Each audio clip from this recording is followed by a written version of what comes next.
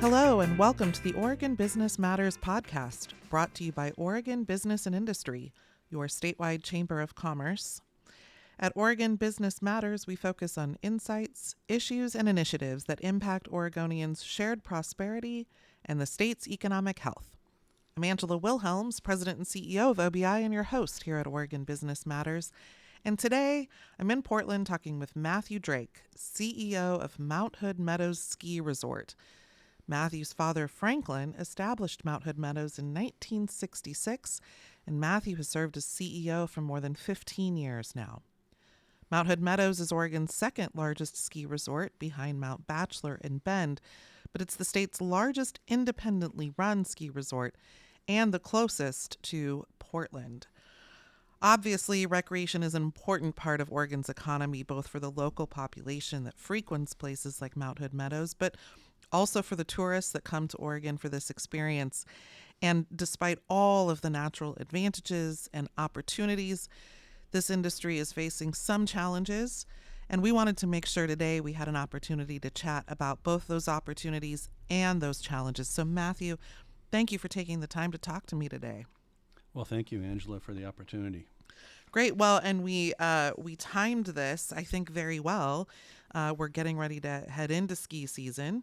And we've got some snow now, so that's a good start to the season, I would say. Yeah, really exciting. Had snow this weekend. Sales are brisk, and our team is actively getting ready to begin to operate just as soon as we have a little bit more snowpack on the ground. Great.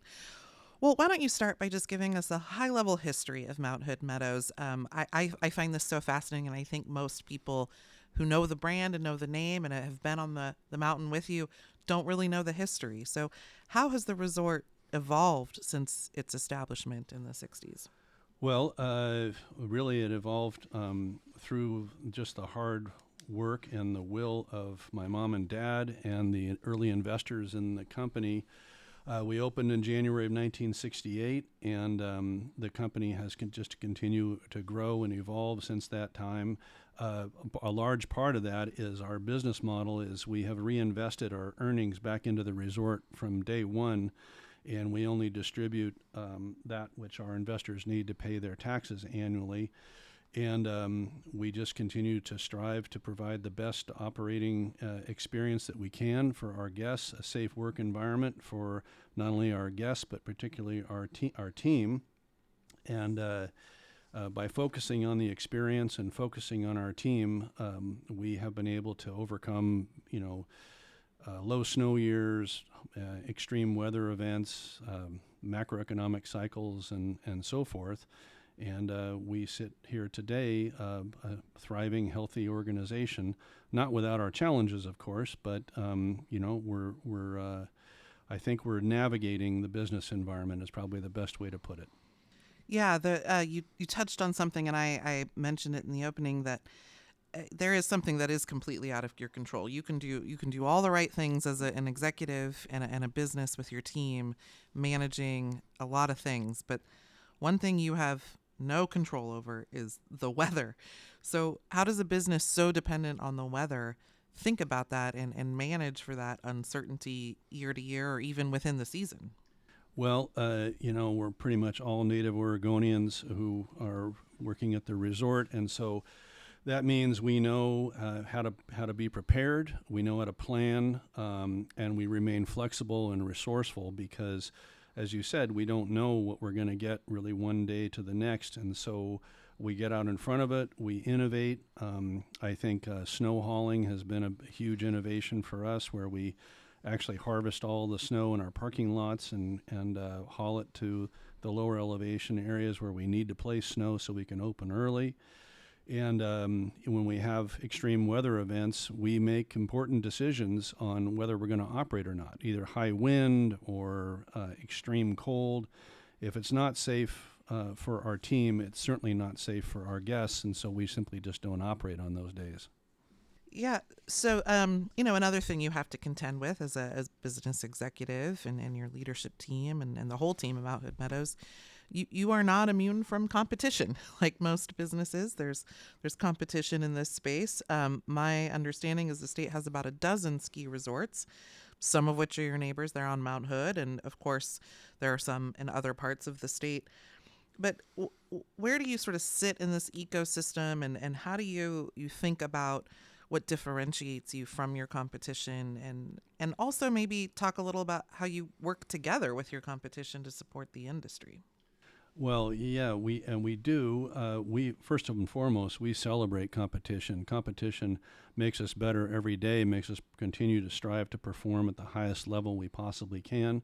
I think the ski industry in Oregon is somewhat of a fraternity, and so we share ideas and work together on matters that affect all Oregonians, and try to support each other because a rising tide floats all boats. Yeah, that's great. Can you talk a little bit about the in-state versus tourist? And I'm throwing this at you without any preparation, but I think this is such a fascinating example of what draws people into Oregon as visitors, and also is just part of the lifestyle of so many people here who live in Oregon. And so, just talk a little bit about how you think about the local market versus the tourist market, if you will. Well, I think Oregon's natural beauty and our natural resources are one of the best attributes of our state, and many people come to experience, skiing on a volcano, which is a unique thing, even though it's dormant. The Cascade Range is a unique range. We're close to the Pacific Ocean, the largest weather maker on the planet. And as a result, we get, significant snowfall, significant weather events, even when they're extreme and so forth.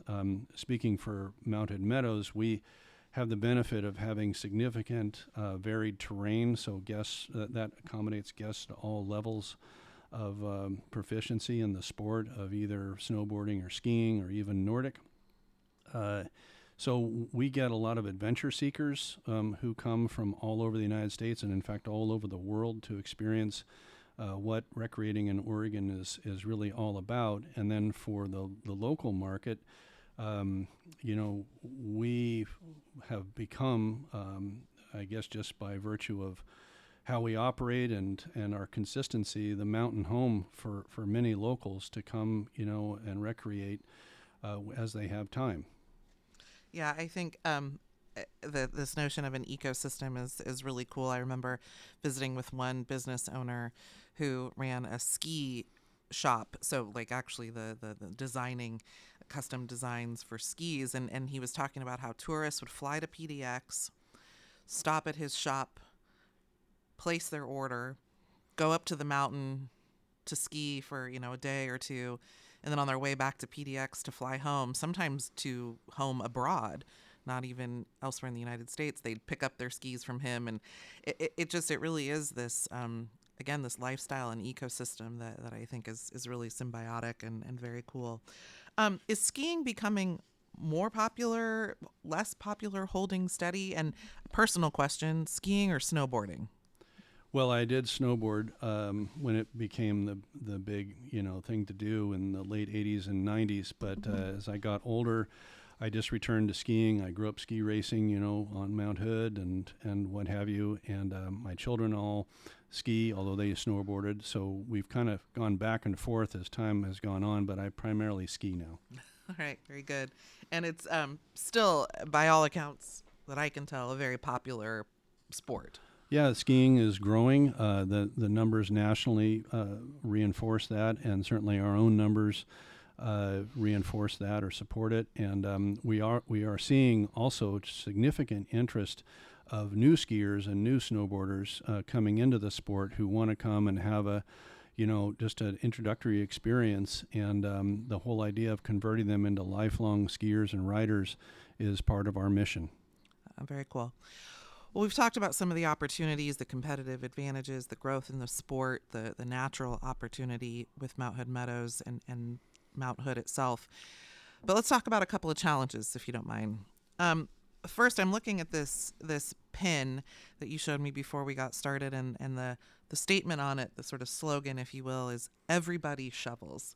I want you to tell our listeners about that, and then talk a little bit about your workforce and what they mean to you, but also what challenges you may see in finding workers or retaining workers. Of course. Well, that pin is really kind of the essence of the culture that we have at Mounted Meadows. That was something that was born out of my mom and dad, and that is that our team is number one and our guests are number two. And so at Mounted Meadows, it is true that everybody shovels. It doesn't matter what your title or position is within the organization. We operate as a team. We look out for each other, and we share our successes, and also are accountable for our failures. And we just keep moving on and try to grow with that culture. And so the pin is just a reminder that that is our culture, and that's how we roll, at Mounted Meadows. And to answer your question about, retaining or finding employees, we found that our culture has played a big role in being able to not only attract but retain employees, because we know that the growth of our employees is really the growth of our organization. So we focus on continual training, on advancement, on knowledge, development and skills development through an individual's professional working career at Mounted Meadows. And this type of, it's almost a master-apprentice type relationship that we've cultivated, and we found this to be beneficial to the company, to our team, and most importantly, to the guest experience. Very cool. I want to bring up a pretty significant challenge that the industry is facing right now. You've personally engaged on this issue a lot lately, as have many of your colleagues in the industry across the state. But this is Oregon. Oregon has a lot of outlying laws and policies that are unique among the states. But one in particular is a liability law relating to recreational uses. So can you tell our listeners just about that problem, what it means to you, and frankly, directly why it's a huge threat to the industry and the lifestyle that so many people in the state rely on? Yeah, I think maybe to get at this issue, it would be good just to do a quick kind of recap of how did we get here. And from the 70s till about 2014, we had legislative support for the enforceability and the efficacy of recreational liability waivers. And this is a waiver that, you sign for pretty much any type of activity, be it high school sports, ice skating, skiing, river rafting, whatever, to do an activity in Oregon. And it never excused the service provider, from gross negligence. That wasn't what it was all about. What it accounted for were the inherent risks of the activity. The fact that pretty much any outdoor activity, or most recreation activities, have an element of inherent risk. Well, that was turned around and basically overturned in the 2014 Oregon Supreme Court ruling of the Bagley case, which was a case at Mount Bachelor.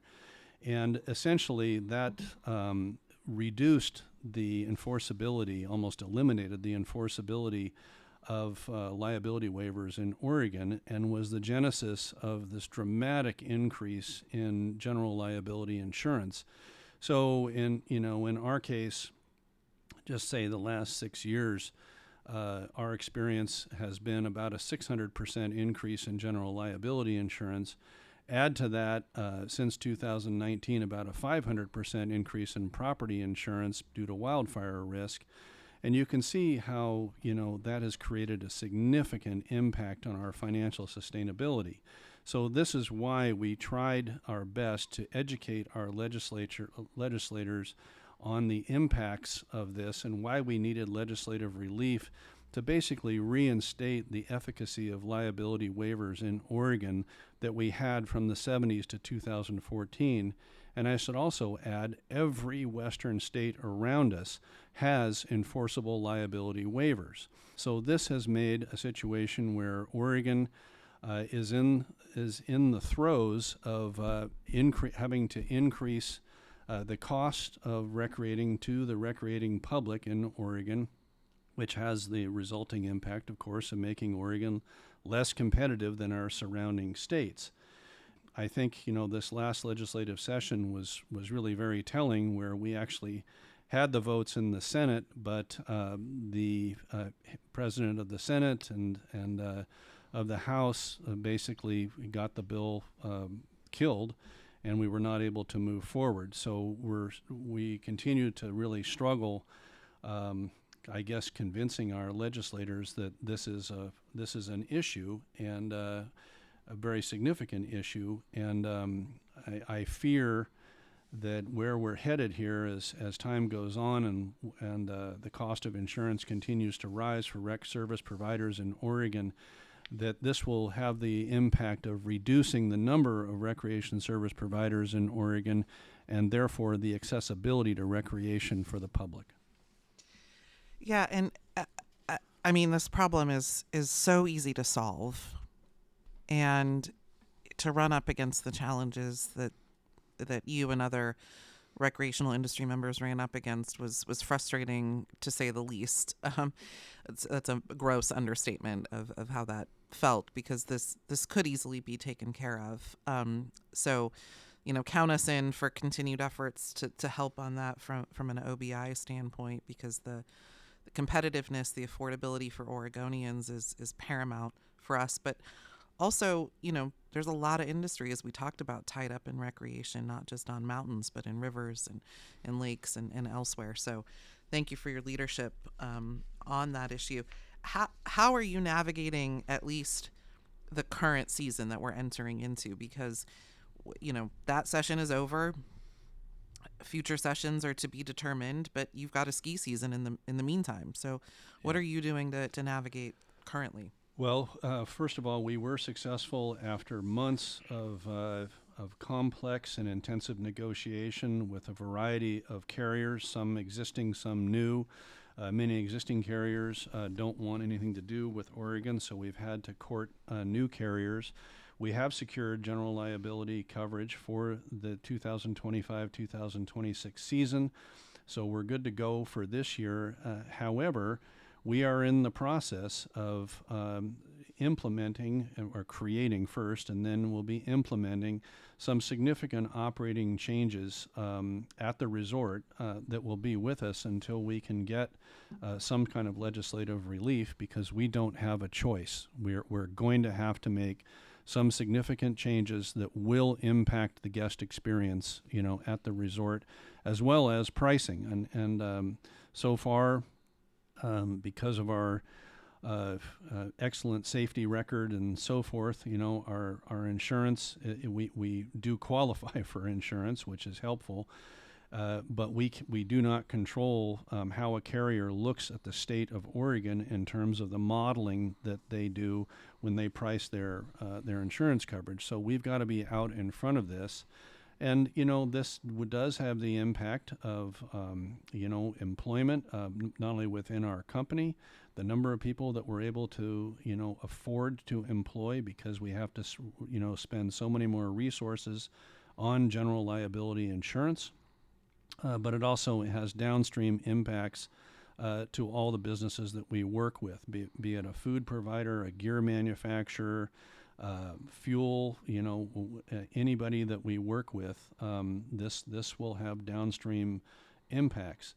And I think it is also really important that Oregonians understand this, and this is a statement that was made by the Senior Vice President of Safehold Special Risk, who's our insurance broker. He wrote, "It is important to respect the very human fact that no amount of general liability coverage, litigation, dramatic plaintiff testimony, and or financial award will ever overcome the inherent risk generated from the pursuit of recreational activities. It remains the right and responsibility of an individual to evaluate and decide recreation choices that best suit their interests and abilities, and then be accountable for those choices." And this notion of personal accountability and decision making and being accountable for those decisions is certainly something that was ingrained in me as a young man learning to recreate just on Mount Hood, and everyone in my family, but everybody around me. That's just how we rolled as Oregonians, whether we are hunting or fishing or skiing or riding our bikes or hiking or whatever. We all knew the risks, and we were prepared. We prepared to overcome those risks and prepared to be accountable for our choices. Yeah, well said. Very well said. Same thing. You know, I grew up in a family that spent a lot of time outdoors doing a variety of those things, and we still do today. Love it. But yeah, there is an individual responsibility, and that's what we're talking about here. We're not talking again about waiving all liability, period, full stop. We're not talking about letting companies off the hook for, gross negligence and so this conflation of things that has sort of overtaken the responsibility of the individual for these inherently risky activities is where now Oregon is an outlier, and that's a problem. It's a problem recreationally, it's a problem economically, it's a problem from a standpoint of competitiveness, and as you pointed out, it's putting not just people's weekend activities at risk, but people's livelihoods at risk. Yeah, I would also say that in addition to the economic impacts of this, this has really impacted the culture of the state of Oregon, where Oregonians are resourceful. They are accountable and people, and they are knowledgeable about how to recreate no matter what the activity is. And this situation has really challenged the culture of our state. Well, I want to switch back a little bit, and part of what I think allows you to lean in on some of these issues and think so deeply about the company and make the pivots you need to do is you have some flexibility as an independent owner and operator of the company, which I believe has been the case the entire time the company's been in operation. So, and a lot of other ski resorts, I think, operate under consolidated ownership. So they might still be private, but there's more of a consolidated ownership model. One, I'm just curious, have larger operators or others approached you about buying Mount Hood Meadows? And if so, and even if not, what motivates you to stay and remain independent? Well, we are first and foremost an Oregon homegrown company. We are family held, and we are fiercely independent, and we certainly intend to remain that way. And our culture, our values as an organization and as a group of individuals clearly separate us from the pack, and we're very proud of that. Have we been approached? Of course. We've politely declined to pursue any of those. We believe that we have a bright and vibrant future, and as long as we maintain our culture and our core values, the company will continue to be not only financially sustainable, but an Oregon success story. And we're trying to convince or educate at least our legislators that business is not a bad word, and that for us to be successful, we need legislative support because, believe it or not, you have to have a vibrant business environment to have a vibrant state and a vibrant community. They go hand in glove like teeth in a gear, and you can't have one without the other. Yeah, that's. I think that's a great place to sort of pivot to wrapping up here, because I couldn't have said it better myself, and I say it all the time. So thank you.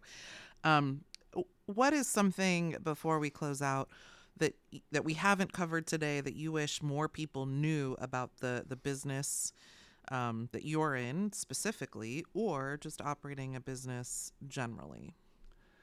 I would like to I guess, just say that I think, I look on your website and other websites, and there's no lack of data on the problems, the economic problems that Oregon now faces, and has, I guess, we've kind of put ourselves in this position. So rather than dwell on all that, I look at that and go, you know what? There's nothing but opportunity here. we have an opportunity to grow. We have an opportunity to resolve these problems. And it's going to take strong leadership. It's going to take will. It's going to take that same type of grit and grace that I spoke of earlier that Oregonians have, that they're born with, and it's part of the culture of our state. We don't quit. We don't give up. But we have to understand that there are economic dynamics and disciplines that we have to adhere to be successful. And so if we can do all that, or when we do all that, I think we're going to start to see some material traction here and put Oregon back on the map as not only a great place to live and to raise a family and to educate your family, but an economically vibrant state. Yeah, again, well said. I'm just going to take this and put it on a loop and take it with me when I give my presentations. I think that's beautifully said. And as a fellow, born and bred Oregonian, you're absolutely right. There are things just in our DNA that come through, and they certainly come through. I have one final question. Asking for a friend, is it too late to learn to ski in your 40s? Absolutely not. All right. Absolutely All right. not. I'm actually teaching a friend of mine who we're the same age, so she's in her mid-60s and is learning to ski. Perfect. All right, I'll pass that on. And she's loving it. Good. That's great. I think the apparel is a big attraction. Well, their apparel and equipment is, it's also important, I think, to support that sector of Oregon's economy too. So, Sure. So there we go. Well, thank you so much, Matthew, for joining me today. And we could talk for hours about the industry, the upcoming season, the challenges and the opportunities for the industry, your business, and for the state as a whole. But we have promised our listeners a relatively short podcast, so we'll wrap it up. I just want to, again, acknowledge the importance of the work that you do in creating jobs and economic activity for the region and the state, both from inside our borders and bringing people from outside into the state. And I want to thank you for joining me here today to talk about some of those challenges and opportunities. Listeners, thanks for tuning in. The Oregon Business Matters podcast is a production of Oregon Business and Industry. Our episodes can be found on all the top podcast platforms. And for more information about these episodes or OBI generally, please visit OregonBusinessIndustry.com. Thank you very much.